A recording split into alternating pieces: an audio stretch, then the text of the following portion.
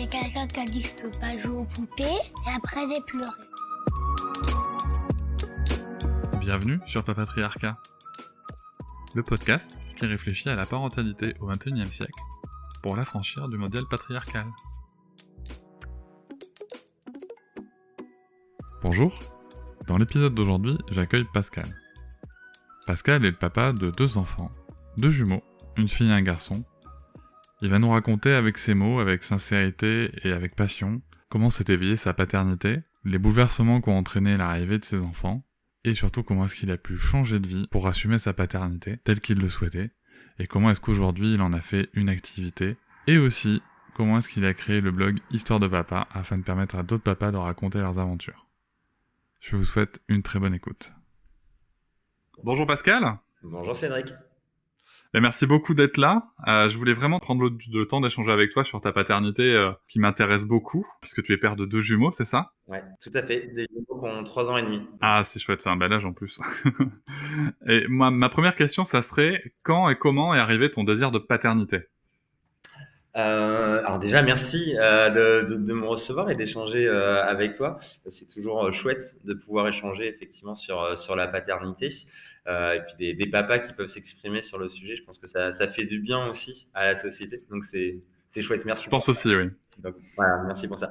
En fait, moi, j'ai toujours su que je voulais être papa. Moi, mes parents, ils ont divorcé quand j'avais 4 ans.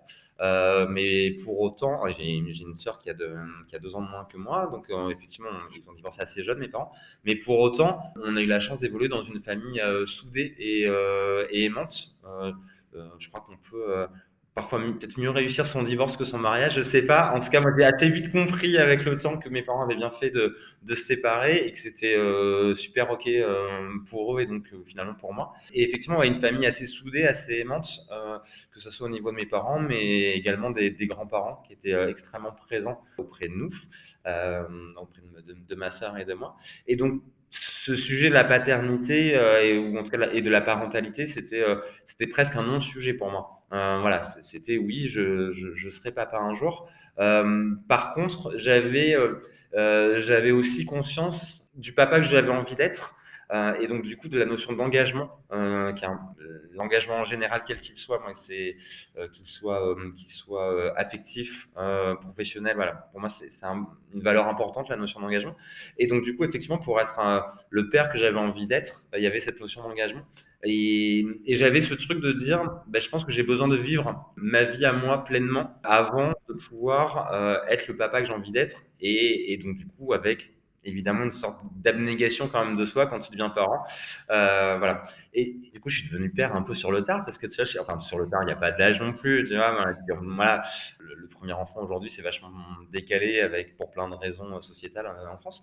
Mais voilà, moi je suis devenu père, j'avais 36 ans et ça m'a permis effectivement de vivre pleinement ma vie de jeune adulte. Alors que ça soit les études supérieures, mais que ça soit le job. J'ai eu la chance de beaucoup voyager, de fonder un couple solide, hein, là où la question de la parentalité, elle était elle était là, hein. Je crois que c'est au bout du premier mois, on en parlait. Et tu vois, le truc un peu drôle, c'est que les prénoms de nos enfants, en fait, ils ont été décidés sur le premier mois de mon couple. Parce que c'était un sujet. Voilà, c'était comme ça. Et puis finalement, quand plusieurs années après, les enfants sont arrivés, en fait, on s'est même pas posé la question des prénoms parce que c'était une évidence. On les avait depuis le début. Mais donc voilà, ce besoin, effectivement, de se dire, j'ai besoin, moi, de me réaliser, moi, de mieux me connaître, de connaître qui je suis, ce que j'ai envie de transmettre, de vivre des choses pour pouvoir être le père que j'avais envie d'être demain. Voilà. Et, et, et voilà, et on a été, c'est au bout de 8 ans de couple, où on s'est dit, c'est cool, on a une jolie vie, on en profite plus au bien. Voilà, on voyage beaucoup, on reçoit plein d'amis, enfin on a des amis solides, et puis on les reçoit beaucoup. Et puis à un moment donné, il y avait, ouais, c'est chouette, mais finalement, voilà, au bout de 8 ans, envie d'autre chose, et de dire, ouais, c'est le moment. De dire tout ce que j'ai appris, aujourd'hui, j'ai envie de le transmettre. Et ça, c'est chouette. Donc c'est vraiment ancré, tu vois. Enfin, moi, ce que je comprends, c'est que c'est ancré. C'était vraiment depuis toujours ce désir de paternité, il était là. Et alors pour le coup, avec je dirais l'ancienneté de ce désir de paternité qui a eu le temps de mûrir, qui a eu le temps de se préparer, qu'est-ce que tu as ressenti en apprenant la bonne nouvelle et qu'est-ce que tu as ressenti en apprenant que ça serait des jumeaux? Comment dire? Non, alors déjà, nous, ça a été un long processus. Voilà, ça a pris plus de 3 ans entre le moment de dire allez, go, c'est bon, on a bien profité de la vie, maintenant on fonde une famille. Et la naissance des enfants, ça a pris ouais, trois grosses années. Ce qui est bien, c'est long, c'est parfois un peu difficile, mais en même temps, c'est bien parce que entre l'intellectualisation de je veux fonder une famille et la concrétisation, il y a un monde finalement. Et quand le process pour le concrétiser, ce monde-là est un peu long, bah, ça permet finalement de se poser aussi beaucoup de questions, de se poser beaucoup de questions soi et de se poser beaucoup de questions à deux et finalement d'être un peu plus près, je pense, à l'arrivée des enfants, même si encore une fois, il n'y a pas de vérité. Voilà, là, je parle de moi, ce que j'ai ressenti, mais évidemment, chacun a sa vérité. Euh, donc voilà, donc voilà, au bout des 3 ans, c'est-à-dire ça y est, enfin, ouais, des jumeaux quoi. Voilà, comment dire. Et en même temps de se dire bon ben voilà, c'est fait. Voilà, c'est fait, c'est bien, on y est. Et voilà, et avec un sentiment presque peut-être un peu ambivalent de se dire on y est vraiment, on est bien dedans et en même temps de grand bonheur parce que de se dire ben voilà, on a réussi et puis des jumeaux, c'est une expérience un peu particulière, je pense. Et puis alors nous, on a eu la chance d'avoir un garçon et une fille. Ça, je me sens bien. La première écho, c'était deux filles. Là, j'ai eu un petit moment quand même d'angoisse parce que du coup, il y a eu le côté donc des jumeaux et puis en plus deux filles. Et je sais pas pourquoi, c'était pas du tout ce que je m'étais projeté. Je m'étais imaginé un garçon et une fille, je m'étais imaginé deux garçons. Deux filles, je me suis dit waouh, gros bouleversement là quand même, parce que c'est peut-être pas le truc sur lequel je vais être le plus à l'aise, je sais pas. Donc il y a eu un petit moment comme ça d'angoisse et puis finalement l'écho d'un mois après, ça s'est révélé finalement être un garçon et une fille. Alors c'est vrai que tu abordes le sujet du sexe de l'enfant. C'est vrai que il y a toujours ce côté, comment dire? En fait, il y a pas de, comme tu le dis juste avant, il y a pas de vérité, si tu veux. C'est chacun la sienne. Parce que moi, en discutant avec plein de papas, c'est vrai qu'il y a des papas qui te disent super, j'ai une fille, mais aussi parce qu'ils se projettent dans un environnement très protecteur. Il y en a un qui dit super, c'est un garçon, je saurais quoi lui apprendre parce que je vais lui apprendre des trucs de garçon. Bon, ça après, bien évidemment, me connaissant, ça se discute fortement, mais en effet, on a ce truc en fait qui va nous rapprocher de ce qu'on a connu et qui peut être plus rassurant quand même. C'est vrai que on a tous ce côté-là. Et idem pour les femmes. Hein. Moi, ma compagne, elle était ravie d'avoir une fille pour notre premier enfant parce que quelque part, elle se sentait rassurée, si tu veux, c'est ça, tu vois, de se dire, ah, j'ai une fille, moi je suis une fille, a priori je saurais comment faire. Ouais, c'est ça. Voilà, on a découvert qu'après que bon, il y avait plein de choses qui vont très bien, peu importe le sexe et le genre, mais c'est vrai que c'est un sujet qui est tellement important, enfin qui peut être tellement important. Mais là, ce que tu dis, moi, ça m'évoque quelque chose et je crois qu'on est un peu raccord là-dessus.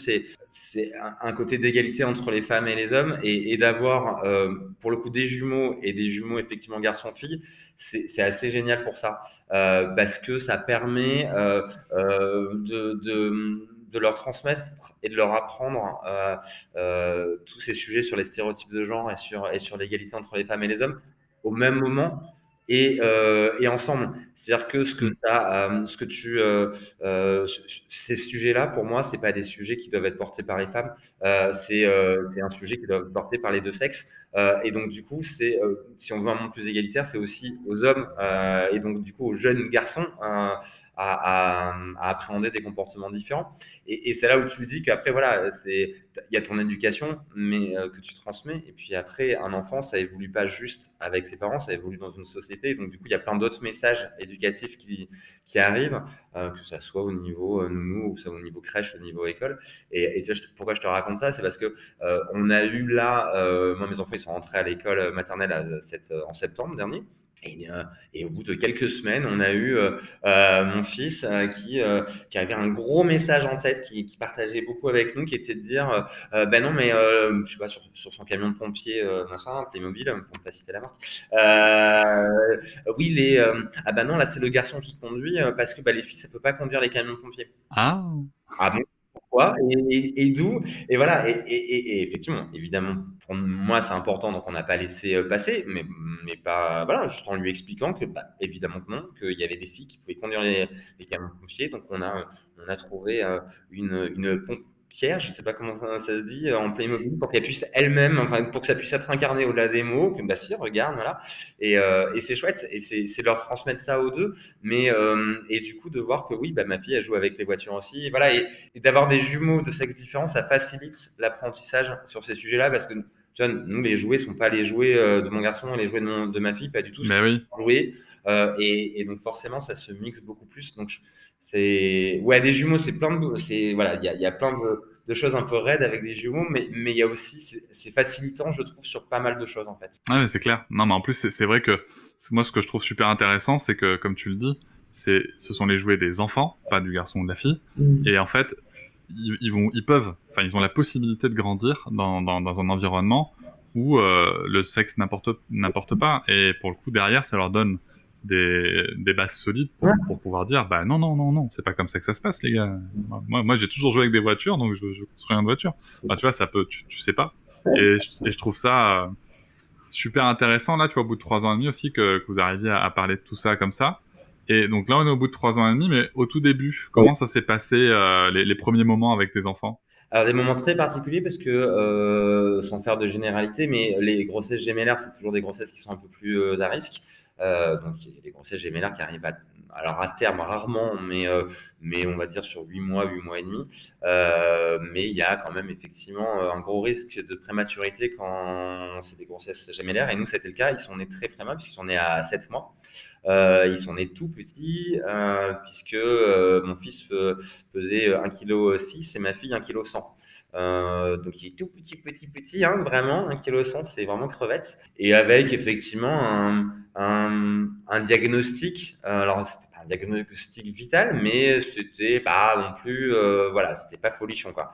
1,1 kg, hein, il manque quand même voilà, 2 mois de gestation pour grandir et pour arriver quand même dans ce monde. Voilà, ça compte 2 mois. Ouais, ça fait beaucoup, oui, sur une grossesse de 9 mois, oui. Ouais. Donc mon fils est resté 10 jours en couveuse et il est sorti de l'hôpital au bout de 3 semaines. Et ma fille, elle, est sortie de l'hôpital au bout d'un mois et demi, donc assez long. Donc effectivement, ce début de paternité, de parentalité, bah, ça a été un peu alors un tsunami. Moi, j'aime bien cette expression parce que je pense que quand on devient parent, c'est un tsunami qu'on se prend, même si on est prêt, même si on s'est posé plein de questions par rapport à ce que j'indiquais tout à l'heure. Pour autant, ça reste, encore une fois, entre l'intellectualisation et la réalité, c'est une grosse claque que tu te prends. Et avec ouais, une vague de. Bah, ouais, moi, j'aime bien l'image du tsunami parce que du coup, ça montre le côté de. Oui, il y a plein de choses, il y a plein d'éléments différents. Et là, c'est ça. Il y a beaucoup d'émotions qui sont très contrastées, qui sont très différentes. Et effectivement, quand en plus c'est des prémas, bah, alors là, le tsunami, il a une couleur encore un peu différente parce que c'est plein de bonheur, mais c'est aussi de l'inquiétude, parce que ton premier contact avec tes enfants et du coup ta parentalité, bah, elle est aussi connectée du coup avec une notion très médicale, avec des inquiétudes, des questionnements, des angoisses qui vont avec un apprentissage du coup de la parentalité qui est un peu spécifique, voilà, avec des tuyaux dans tous les sens, avec des tubes dans tous les sens, avec des bip bip bip, et tes premiers jours sont rythmés par ça. Alors on a fait beaucoup de peau à peau, c'est encore plus c'est important, et voilà, c'est important toujours, et puis c'est un chouette moment pour les pères justement de rentrer en connexion très rapidement. Mais c'est encore plus important quand c'est des prémas, parce que voilà, il y a plein d'études qui le démontrent et ça apporte beaucoup aux prémas. Donc beaucoup de pot à pot, mais en même temps, c'est pareil, c'est un pot à pot spécifique parce que c'est un pot à pot où tu dois pas t'éloigner des machines, voilà, parce que c'est du pot à pot relié au tuyau. Euh, En même temps, ça permet finalement, nous, c'est ce qu'on s'est dit, ça permet d'avoir une session de formation assez intensive du coup, hein, avec le staff de l'hôpital. Donc t'es pas, tu sais, en mode voilà. où tu as 3 jours et puis au bout de 3 jours, tu rentres chez toi et je fais comment, tu vois. Là, pour le coup, nous, voilà, on a eu finalement cette chance d'avoir une équipe, on va dire, auprès de nous de formation pour nous guider dans les premiers pas. Je pense que c'est toujours cette idée aussi, tu sais, face aux événements, de quelles lunettes tu décides de choisir, en fait, et de quelles lunettes tu décides de mettre plutôt. Voilà, et alors bon, c'est facile de dire avec le temps qui passe et la réécriture forcément, mais même sur l'instant, c'est déjà ce qu'on se disait en disant, bah ok, bah, c'est comme ça. Donc, voilà, comment on peut faire pour le vivre le plus sereinement possible? Parce que pour le coup, on était convaincus que notre sérénité était très importante pour les bébés. Et donc, l'enjeu, il était là. L'enjeu, il était de dire comment nous, on peut gérer au mieux ce tsunami et ce tsunami émotionnel et ces inquiétudes pour les préserver et pour les aider à sortir de c'est pas de cette prématurité, mais de cette naissance un peu particulière. En tout cas, ce qui est sûr, c'est que moi, c'est pas quelque chose que j'ai vécu, mais j'ai des amis qui ont vécu la prématurité. C'est vrai que c'est un moment très très particulier entre bonheur, angoisse. C'est comme ça que eux le décrivent. Tu vois, tu parles de tsunami émotionnel. Il y a beaucoup d'émotions en effet qui ressortent et vraiment de tout type. Moi, je sais que personnellement, j'ai vécu une grande vague d'amour quand ma fille est arrivée, mais parce qu'elle est arrivée dans des conditions tout à fait classiques entre guillemets. Et c'est vrai qu'il y a plein d'émotions. Et t'en parlais beaucoup là, tu étais beaucoup à parler d'émotions et de tsunami émotionnel. Qu'est-ce que ça t'a apporté toi sur le plan émotionnel? Est-ce que ça a débloqué des choses? Est-ce que ça a développé des choses qui étaient présentes? Est-ce que t'en as découvertes? Oui, et je pense que quand tu deviens parent, tu découvres plein de choses sur toi. Il y a quand même un effet miroir assez intense et les conditions de naissance de mes enfants, je pense, ont eu un effet accélérateur, en fait, un effet loop sur ces aspects-là. Euh, je te disais, ce que je te disais là à l'instant, c'est que nous, il y a eu du coup, cette conscience de dire, voilà, comment être le plus serein possible pour préserver nos enfants, pour nous, pour moi, mais aussi pour nos enfants. La notion d'harmonie, c'est quelque chose, moi, qui n'était pas forcément quelque chose qui était présent chez moi et qui est devenu clé.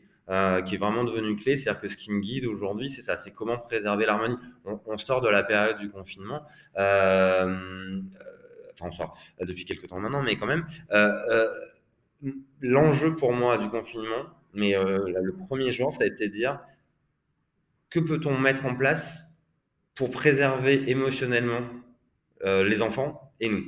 Il n'y a pas d'autre enjeu. Le seul enjeu, c'est ça, c'est de faire en sorte qu'ils sortent de cette période inédite, voilà, pas bousculés et préservés. Et donc, la réponse à ça, c'était qu'on arrive à mettre en place, ou en tout cas, pas à mettre en place parce qu'on l'a déjà, mais à préserver l'harmonie et la sérénité la plus importante. Donc, voilà, il y a ce point-là. Il y a la notion pour moi qui est aussi très importante, de peur, qui est quelque chose qui a un peu disparu chez moi. Alors, ça peut paraître un peu surprenant par rapport à la naissance de mes enfants et à la prématurité, mais finalement, effectivement, il y a eu ce moment de se dire, ok, c'est compliqué, mais au final, on arrive à gérer, on arrive à dépasser justement nos angoisses. Et moi, j'ai ce souvenir d'être assis dehors, tu vois, sur les marches de l'hôpital. Ça paraît un peu, ça peut paraître presque un peu ésotérique, mais je te le partage vraiment dans la façon dont je l'ai vécu. Et voilà, je suis assis sur ces marches-là dehors et de sentir, tu vois, le mot peur comme un nuage qui sort de ma tête et que je vois complètement disparaître au loin. Et de se dire, bah, du coup, ouais, voilà, on y arrive, on fait face. Non seulement on devient parent, mais en plus dans des conditions un peu raides. Et pour autant, on y arrive, on est là. Avec du coup, en plus, c'est ce que je disais, mon garçon, il était à l'hôpital, il est sorti au bout de 3 semaines, ma fille au bout d'un mois et demi. Donc en fait, en plus, tu gères même pas le début de la parentalité à 4 parce que tu es obligé de switcher en mode, tu vois, voilà, pour qu'il y en ait toujours un des deux parents avec l'enfant. Donc tu n'as même pas de moment vraiment à 4 puisque quand mon fils est sorti de l'hôpital, il n'a plus moyen de revenir avec dans l'hôpital pour tous les aspects sanitaires. Donc voilà, donc tu n'as pas de moment à 4 en fait, donc pendant un mois et demi, donc c'est un peu bizarre. Et se dire, ouais, on y arrive, on arrive à dépasser ça. Et ce moment, ouais, mais qui est très clair de dire, je n'aurai plus jamais peur dans ma vie, dans tout ce que je vais faire. Et que ça soit sur l'aspect moi perso, professionnel, mais que ça soit dans ce que je vais faire avec mes enfants. Et tu vois, sur l'aspect médical, et puis après, on va peut-être clôturer cet aspect qui est pas le plus funky, mais qui fait partie de la vie aussi en même temps. Très rapidement, en fait, 3-4 ans après, en fait, il a été diagnostiqué finalement plus qu'un souffle au cœur pour ma fille, mais parce que né 1,1 kg, donc tout n'avait pas pu se développer dans les bonnes conditions. Et en fait, elle ne mangeait pas, c'est-à-dire qu'elle régurgitait non-stop, et toute son énergie, elle le mettait dans le fait dans sa respiration, et donc l'alimentation, c'était trop compliqué pour elle. Sauf que si elle mange pas, elle grandit pas. Déjà que c'était un tout petit bout, ça fonctionnait pas. Et en fait, sur son cœur qui faisait 3 centimètres, il y avait un trou d'1 centimètre. Donc c'est énorme. Et donc du coup, il a fallu lui faire une opération à cœur ouvert. Elle avait 6 mois.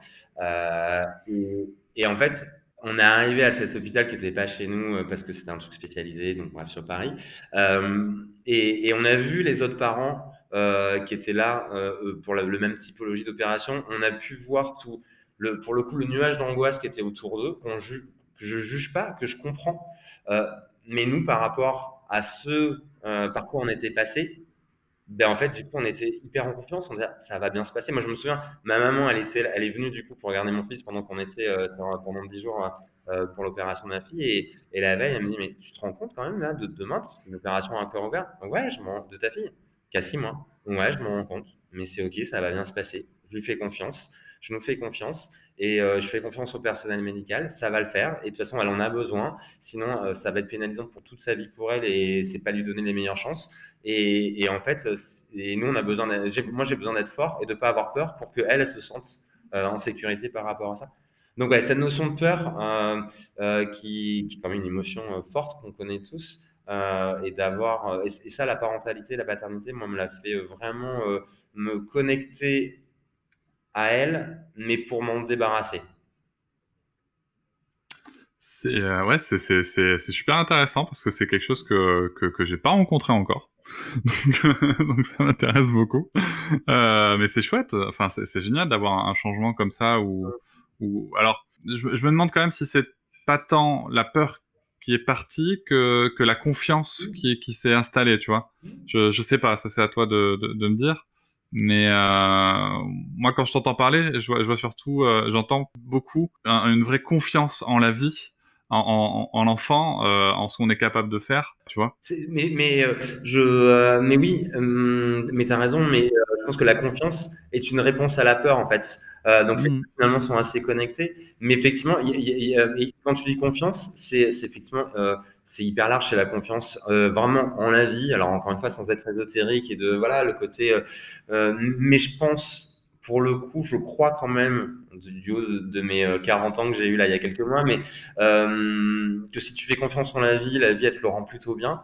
Et c'est une histoire de posture, de ce en quoi tu crois, et du coup, ce que tu, ce que tu, ce que tu dégages amène quelque chose à toi, en fait. Donc oui, la confiance en la vie, la confiance en soi, du coup, forcément, et la confiance en ses enfants, et leur apprendre à avoir confiance en eux, voilà, clairement. Et ça, ouais, moi, c'est un des leviers d'éducation. Pour moi, le rôle, mais c'est pareil, hein, c'est ma vérité. Non, mais je trouve que je vais souvent répéter ça, mais c'est parce que c'est important pour moi. Je trouve que dans la notion de parentalité, il y a énormément d'injonctions, et moi, c'est quelque chose avec lequel je suis pas hyper à l'aise, et je trouve que c'est toujours important pour moi, en tous les cas, voilà, de mettre des pare-feux en tous les cas, en disant que voilà, il y a pas de vérité universelle. Mais ouais, pour moi, un des rôles clés des parents, c'est de faire en sorte que l'enfant soit, euh, j'allais dire armé, le mot est pas très joli, mais en tout cas, et les ailes suffisamment fortes pour s'envoler. Et donc, du coup, c'est de lui apprendre effectivement l'estime de lui et la confiance en lui et en la vie. Parce que je pense que quand tu as ça dans tes deux ailes, hum, tu peux faire tout ce que tu veux, et alors faire tout ce que tu veux, tu mets tout ce que justement, tu mets tout derrière. Il s'agit pas de réussite, mais c'est de bonheur, en fait, voilà, d'aller où tu as envie d'aller et d'être aligné avec ce que tu as envie d'être, avec ce en quoi tu crois. Donc, ouais, nous, c'est quand même assez des piliers éducatifs. Vraiment, ces sujets-là, ouais. Bah, écoute, moi, je peux que te rejoindre. Moi, mon grand objectif pour ma fille et mes futurs enfants, sûrement, c'est le développement de la conscience de soi et de ses besoins, de savoir comment y répondre. Et pour le coup, qu'est-ce que tu as mis en place enfin, qu'est-ce que vous avez mis en place pour développer ça? Est-ce que pour le coup, cette paternité, cette parentalité, ça vous a amené aussi des réflexions vis-à-vis, notamment un sujet que je traite régulièrement, c'est des violences éducatives ordinaires. Voilà, est-ce que à un moment vous avez lu des trucs, vous êtes renseigné, vous avez eu des déclics? Comment ça s'est passé cette mise en place de l'éducation? Tu parlais des émotions et moi je pense que c'est quand même une des colonnes vertébrales d'être connecté à ses émotions et de l'apprendre à ses enfants. Et très vite, moi je pense que les enfants c'est des êtres intelligents, même bébés, même petits, euh, des êtres intelligents et en tout cas des êtres apprenants. Voilà, on le dit, les enfants sont des éponges et c'est trouver ce juste équilibre. La notion d'équilibre aussi, de curseur, c'est quelque chose qui me parle beaucoup, entre les façonner tout en leur laissant la liberté d'être ce qu'ils sont. C'est pas facile comme équilibre, hein, finalement. Mais en C'est compliqué comme exercice, oui. Ouais, l'exercice n'est pas simple, mais déjà d'en avoir conscience, en fait, je pense que ça aide à poser justement le juste curseur. C'est effectivement de leur donner les outils et les clés. En fait, c'est ça, c'est leur donner les clés et les outils pour être eux-mêmes. Mais pour être eux-mêmes, il faut déjà qu'ils aient conscience voilà. Euh, alors, moi, je suis quelqu'un qui, dans ce que je suis, a énormément d'empathie. Tu parlais de ce que la paternité m'avait appris. Moi, ça m'a permis de mieux doser mon empathie. L'empathie, c'est quelque chose qui est canon, moi j'adore, mais ça peut être aussi très débordant. Et moi, et avec des enfants, ça peut l'être d'autant plus. Et moi, j'ai appris à mieux la doser, mais aussi à aborder l'empathie sur un angle que j'avais pas du tout, qui est l'empathie envers soi. Souvent, dans les schémas qu'on connaît, l'empathie, elle est tournée vers les autres, mais à mon sens, on oublie que l'empathie, ça doit être aussi tourné vers soi. Et on retrouve cette histoire d'équilibre, en fait. Pour être bien avec les autres, il faut être bien avec soi. Donc voilà, ouais, mais comme pour être bien à deux, il faut être bien avec soi. Enfin voilà, je pense que encore une fois, on est acteur de sa vie, et donc je pense que la connexion à soi, c'est le moteur qui fait que les autres choses après déclinent.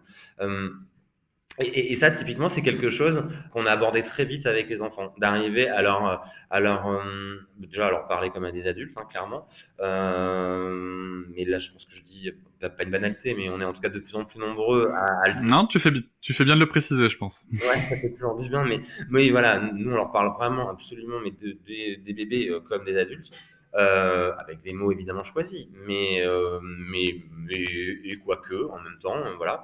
Et effectivement, de leur apprendre très vite les émotions. Là, moi encore, mais ils ont 3 ans et demi, mais bon, ça reste petit, 3 ans et demi, mais même déjà, depuis, non, ça fait, depuis 1 an déjà, je pense, ils arrivent à poser les mots sur leurs émotions. Alors, sur des émotions basiques, je suis triste, je suis en colère, je suis heureux. Alors, c'est drôle de les entendre. Parfois, c'est pas forcément bien utilisé, mais au moins, ils posent les choses.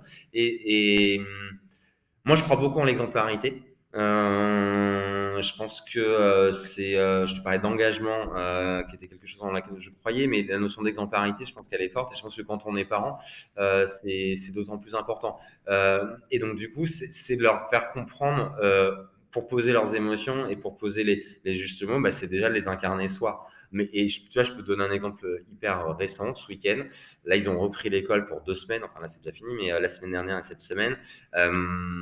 Après 3 mois off d'école, c'est forcément des moments un peu intenses pour eux, de se reconnecter au monde, à la société, aux règles. Ils ont suivi nos règles, mais c'est des règles en société qui sont encore différentes.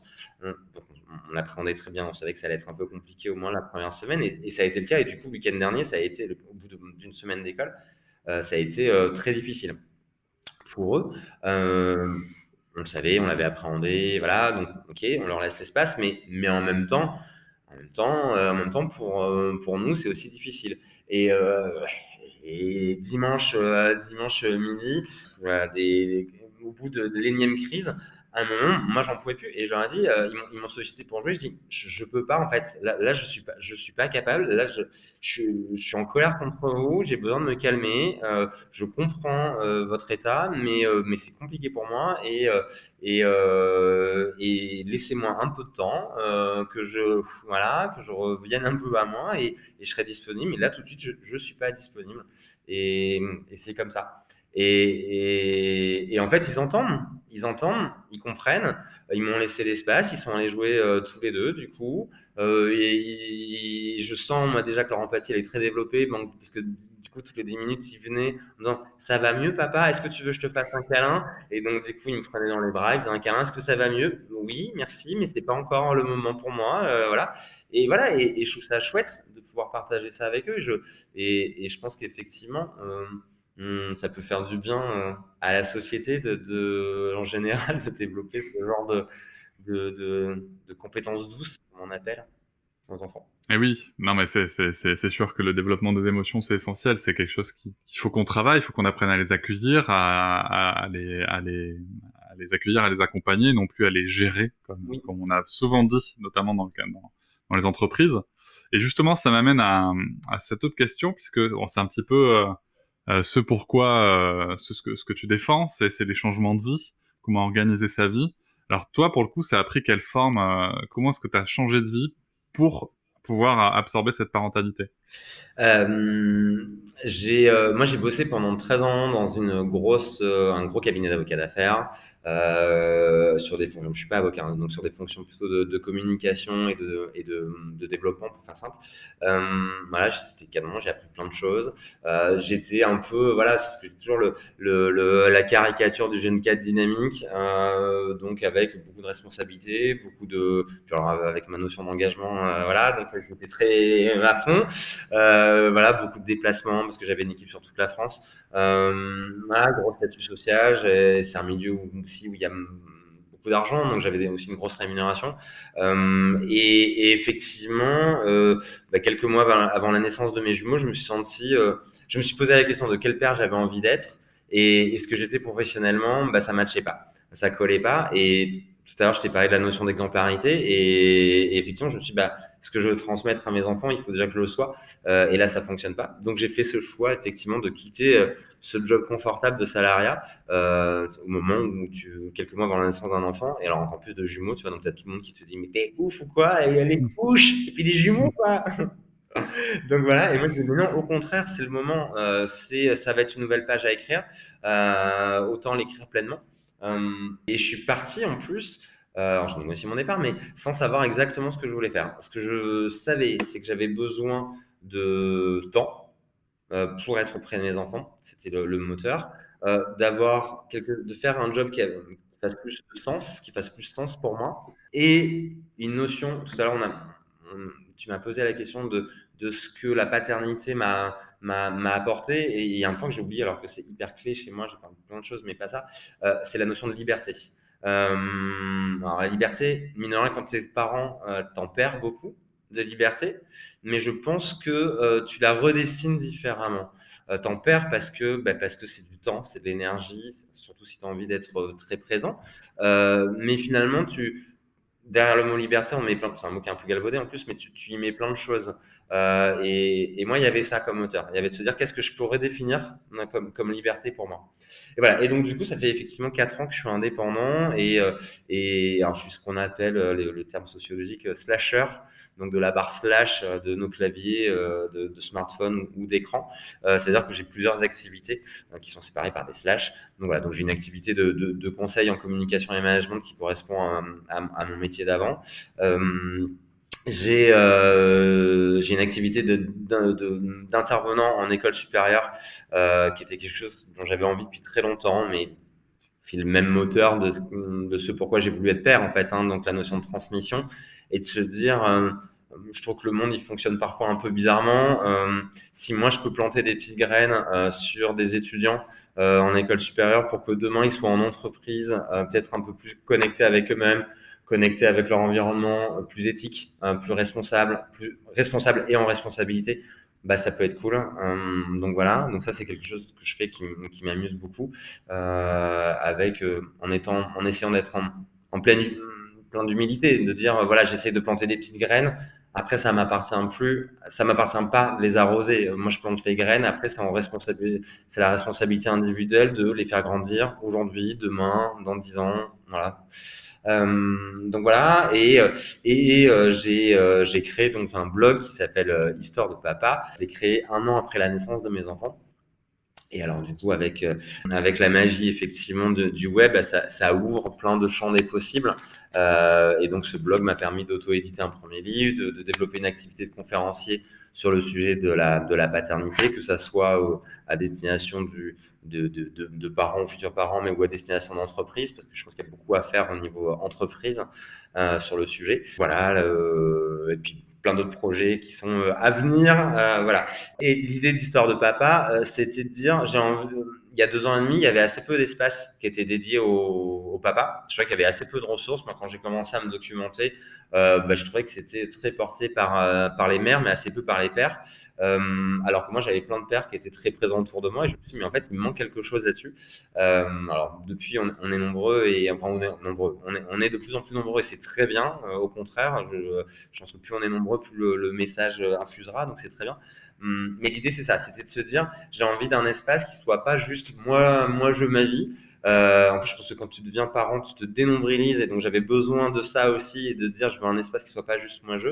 D'où le Histoire de Papa avec des S à Histoire et à Papa, qui était de dire, j'ai envie de raconter des parcours de papa, des histoires de papa, pour que ça puisse inspirer, donner des clés à d'autres papas. Et l'idée, c'était de dire, si moi je parle que de ma vie, bah, peut-être que Jean-Michel, ça va pas du tout lui parler de ma vie. Par contre, si je parle parfois de ma vie, mais s'il y a Maxime qui parle de sa vie, s'il y a Olivier qui parle de sa vie, s'il y a, voilà, bah, peut-être que Jean-Michel, il va trouver un peu de clé là, un peu de clé là, un peu de clé là.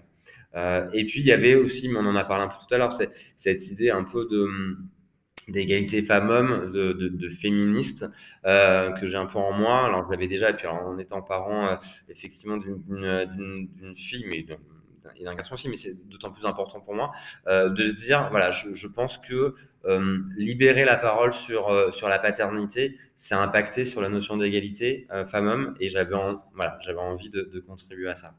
Voilà. Et donc toute cette nouvelle vie, bah, c'est ça qui me permet finalement d'avoir du temps et d'avoir beaucoup de temps pour mes enfants. Et c'était vraiment mon choix. C'était guidé par ça. C'est quelle échelle tu souhaites. Voilà.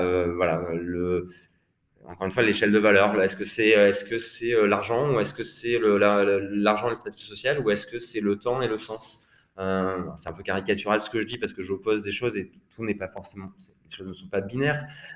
Mais voilà, pour moi, c'était ça.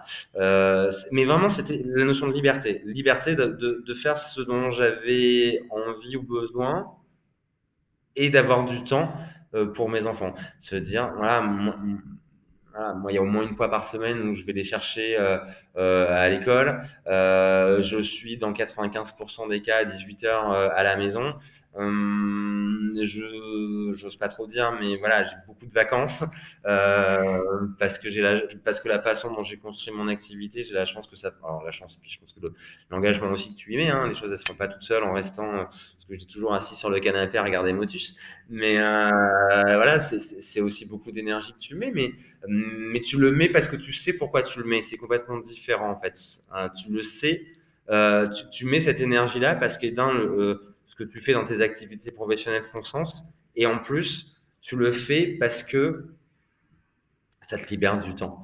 Et effectivement, de se dire, là, moi, cet été, tu vois, j'ai quasiment tout l'été avec mes enfants, toutes les vacances scolaires. En moyenne, je travaille plutôt sur, tu vois, on va dire sur du 4 jours par semaine. Euh, ouais, voilà, c'est canon. C'est canon. En tout cas, moi, voilà, c'était en tout cas, c'est canon, c'est ce que je souhaitais faire, moi, et voilà.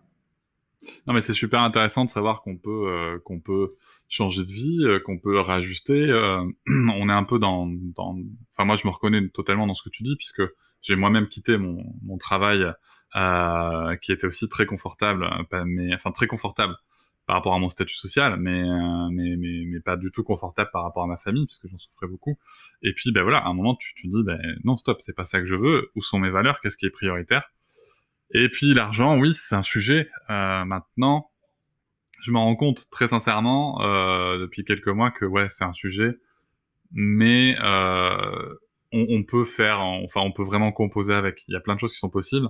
Et pour avoir pour le coup rencontré plein de parents au foyer maintenant et plusieurs pères au foyer mine de rien, tout ça c'est possible. Il faut vraiment changer. Alors c'est vrai qu'il faut changer des paramètres, il faut changer aussi comment est-ce qu'on souhaite être perçu, tout ça. Donc c'est super intéressant à faire quoi. C'est changer de paradigme, c'est réinventer, mais moi je trouve que quand devenir parent, c'est aussi réinventer beaucoup de choses en fait. Et c'est ça, c'est aussi déconstruire et pour reconstruire la place qu'on souhaite avoir en fait, mais la place qu'on souhaite avoir dans sa famille, et dans son activité professionnelle. Je pense que les deux sont connectés en fait.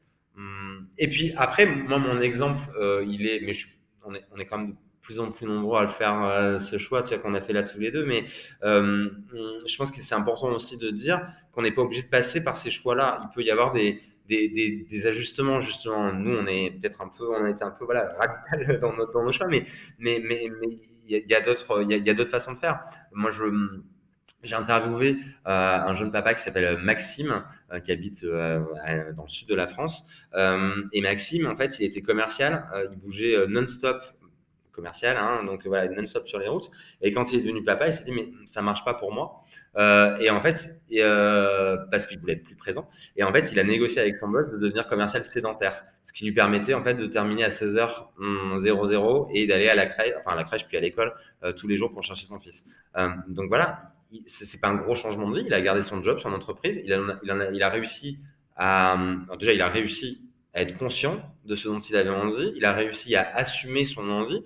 Quand on a un homme, il y a quand même un rapport au job qui est particulier en France, hein, dans le schéma patriarcal tel qu'on le connaît.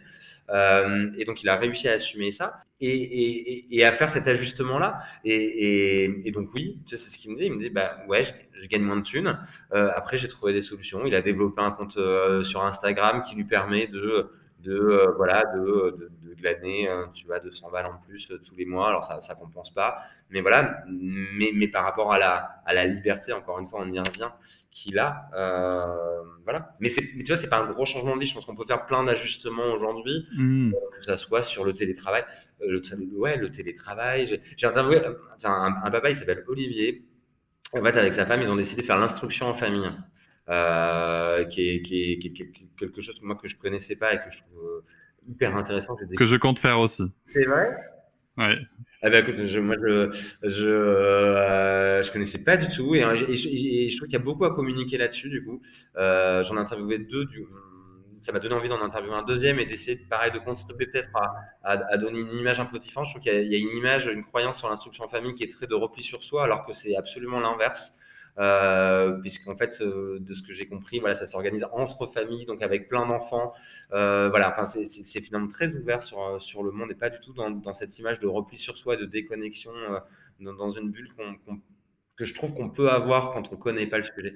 Je te dédicacerai l'épisode sur le sujet si tu veux. Ah bah canon, ouais, canon. Non, non, mais vraiment, je trouve que c'est un sujet mais passionnant, vraiment. Ouais, oui, ça l'est. Moi, du coup, je me suis interrogé et moi, je ne m'en sens pas capable parce que ça demande, alors pour le coup, effectivement, beaucoup de, de, de donner un espace-temps très fort. Voilà, donc moi, je m'en sens pas capable, et du coup, je suis très admiratif de ceux qui le font. Donc bravo, Cédric, de ce que tu as à faire. Mais du coup, et lui, tu vois, ce papa là, Olivier, ce qu'il a négocié avec son boss, du coup, c'est des horaires décalés. Donc en fait, il bosse de 7h du matin jusqu'à 15h. Sa femme, elle, c'est plutôt l'inverse. Et donc pareil, il a gardé son job, c'est juste qu'il a ajusté. Et je trouve que c'est ça qui est important aussi. Je ne veux pas faire passer le message, je voudrais pas que mon message soit déformé, qui est de dire il faut absolument changer absolument de vie complètement pour être engagé dans sa paternité. Je pense qu'on est aussi dans la génération on veut tout, tu vois, de choisir, de ne pas choisir. Et en même temps, je trouve qu'on a une chance en France de pouvoir le faire, en fait. On est quand même dans un pays, on l'oublie parfois, mais de grande liberté, où on peut monter sa micro-entreprise en 15 minutes. Voilà. On, on- on peut faire plein de choses aujourd'hui. On peut se connecter à plein de monde pour imaginer plein de champs des possibles, encore une fois. Le confinement a accéléré le télétravail, ça va donner voilà, plus grandes options de liberté, je pense, pour mieux concilier. Donc voilà, donc je pense que la question, c'est de se dire, moi j'ai envie de quoi et du coup, que puis-je mettre en place pour m'en rapprocher au maximum. Mais ça passe parfois par des tout petits ajustements, mais ça commence par la conscience de soi et de ses envies, je pense. Bah, écoute, ma dernière question, que je pose toujours en interview, je pense que tu as bien partiellement répondu. C'est souvent, je termine en disant quel conseil pourrais-tu donner aux pères et aux parents qui nous écoutent ou à ceux qui vont le devenir sur la gestion de leur temps et de leur vie pro et sur le fait de devenir parent. Bah, écoute, est-ce que tu souhaites rajouter un élément sur cette question? Non, mais c'est vrai du coup, on en a pas mal parlé. Je pense qu'effectivement, de se dire qu'il n'y a pas de chemin universel, il y a son propre chemin. Oui, il y a une expression que j'aime bien, c'est se trouver soi pour trouver sa voie. Donc voilà, donc je pense que ça commence par s'interroger sur soi, effectivement, et sur ses envies. Se dire qu'effectivement, on est dans un monde aujourd'hui, mais vraiment, moi j'en suis persuadé, où tout est possible.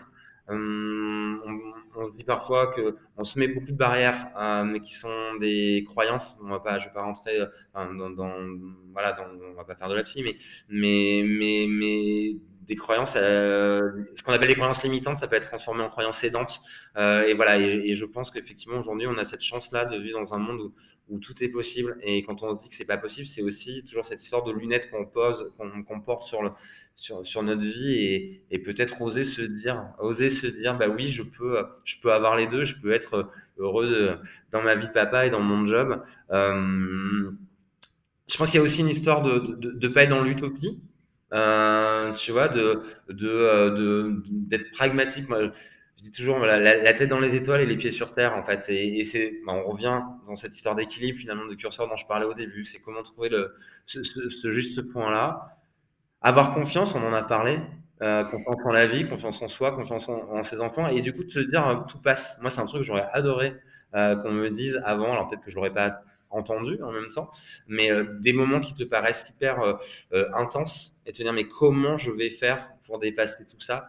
Et finalement les moments, i la vie fait que les moments, mine de rien, restent assez évanescents, et que sur l'instant, ça paraît une montagne et puis, avec le temps qui passe, bah, la montagne, c'est un caillou que tu regardes de loin, tu vois. Et ça, se dire que d'essayer de prendre les choses, même dans l'instant, avec un peu plus de légèreté, même si c'est des moments lourds, parce que la vie, elle est pas. On vit pas au pays des bisounours, hein, on est bien d'accord. Il y a plein de moments difficiles dans la vie, mais je pense que tu peux aussi te dire, voilà, ayons confiance et ça passe. Et puis de se dire que rien n'est figé, qu'on apprend. Moi, le père que je suis aujourd'hui, avec mes enfants qui ont 3 ans et demi, je suis pas le même que le père que j'étais à la naissance de mes enfants. Voilà, on apprend de ses erreurs, bien plus d'ailleurs que de ses succès. Donc voilà, on apprend et que la vie, c'est ça, c'est la vie, ouais, c'est ça. C'est apprendre et d'essayer d'être alors j'allais dire une meilleure version de soi, pas dans la notion de performance, mais dans la notion de chemin sur le bonheur, quoi, sur la route du bonheur. Voilà. Eh ben, complètement. Moi, je te rejoins complètement. Merci beaucoup, Pascal, pour ce moment. C'était très sympa. Merci Cédric, merci vraiment. Je te dis à bientôt. Salut. Ciao. Je vous remercie de m'avoir écouté. Je vous invite à vous abonner et nous pouvons aussi nous retrouver sur Facebook, Instagram et sur le blog papatriarca.fr. À bientôt.